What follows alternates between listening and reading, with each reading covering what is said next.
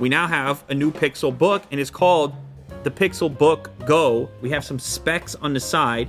8th gen Intel Core i5 processor, 8 gigs RAM, 128 GB SSD. Of course, it's running Chrome OS, and it has a full HD display. We have the stylish individual. They're handling the Pixelbook Go. One day, Will, you and I will be just as stylish. We got to work on it. I don't know I don't even know where we buy this outfit. Yeah, we should start on that then. But, I mean, that looks comfy. It looks cozy. This one looks like black that we have here. I'm guessing if the box is any indication, we shall find out. Yes, of course, it's black. Limited branding in the corner there with the Google logo right there. Whoa, okay, this is quite thin. It's very rounded, and it has a textured back to it, like a washboard style. One thing I'll say about it, Will, it's giving me some confidence gripping it. Are they telling me to go places, to just... They're telling me to do that kind of thing. Yeah. I'm an on-the-go type. Meeting to meeting. I'm on the go. It's the Pixelbook Go. Yes. This is obviously thin and light, targeted at the thin and light segment, but a major departure from the previous version Pixelbook. Well, couple of rubber feet on the bottom. Look around the outside of the device. Type-C connector over here, as well as an LED indicator for charge. Other side of the device, another Type-C connector with another LED indicator and a headphone jack. Very simple as far as I/O is concerned. And then, as you can see, it's a one-handed... This is the thing, Will, when you're looking at laptops. Is it a one-handed... It's become a huge topic of conversation. There you go, ladies and gentlemen. I mean, very simple design. We have two speaker grills, which are kind of where they should be, I guess. I've got the screen on full brightness now. It's a full HD display. No crazy exotic resolutions. You have a forehead, you have a chin. I mean, what have we learned at this point about Google and their hardware? They don't mind a forehead and a chin. No. They don't mind a bezel. This whole thing feels very traditional. It's not doing any fancy activities. It's not folding over backwards. It's not unclipping from the thing. I'm having some kind of MacBook vibe here, in fact, with the aluminum deck, even the low travel keyboard, which you might even like.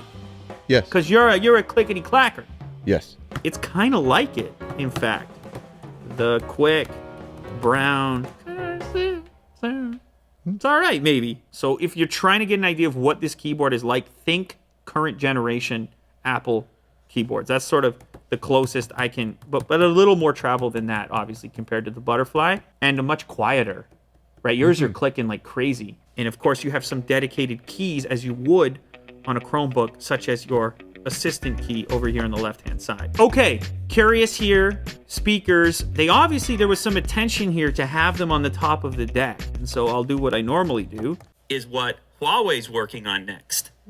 Because they started to tease what might be the P40, but might just be some completely different model, not even in that series. I know what they're doing, Will. What? I mean, they're just going for it. They're going for it. I was using those ThinkPads. In like a couple generations, I noticed more attention on the audio.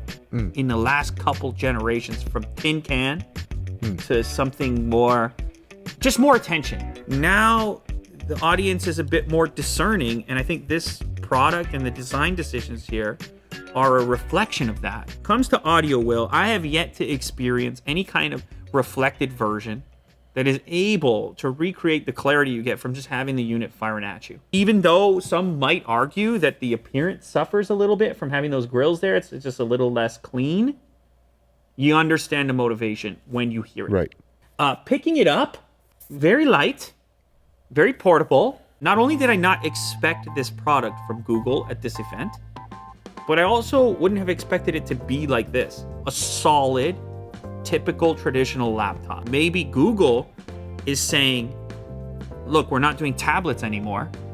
We think for now, the phone laptop combo is how humans are living. Now, I noticed something cool here. Battery life is going to be a key consideration. The battery is at 66%. And it has 6.5 hours left of battery life. So that, you would presume that battery life would be another key focus for a device like this. All right, let's do a little bit more typing. Over the lazy dog, quick brown fox jumped over the... I could get used to it. It's very different from what I'm currently using. It's a very different implementation, but I could get used to it, and I do appreciate the quietness of it. Now, as far as having this much horsepower in a thin and light device, I mean, you have a Core i5 chip that happens to also be running Chrome OS. It's a lightweight OS. That's a ton of horsepower for something like that. You're still gonna have this decision to make about whether or not you're ready fully to migrate to a completely Chrome lifestyle. I'm kind of impressed by it. I use a traditional laptop. Well, I talk about it all the time. I use a smartphone and a laptop, and my tablet time is pretty infrequent. Very thin and light, presumably great battery life, a really solid build to go with it, a MacBook-esque keyboard, just a slab. That's what makes the Pixelbook Go. It's a laptop that's not trying to not be a laptop.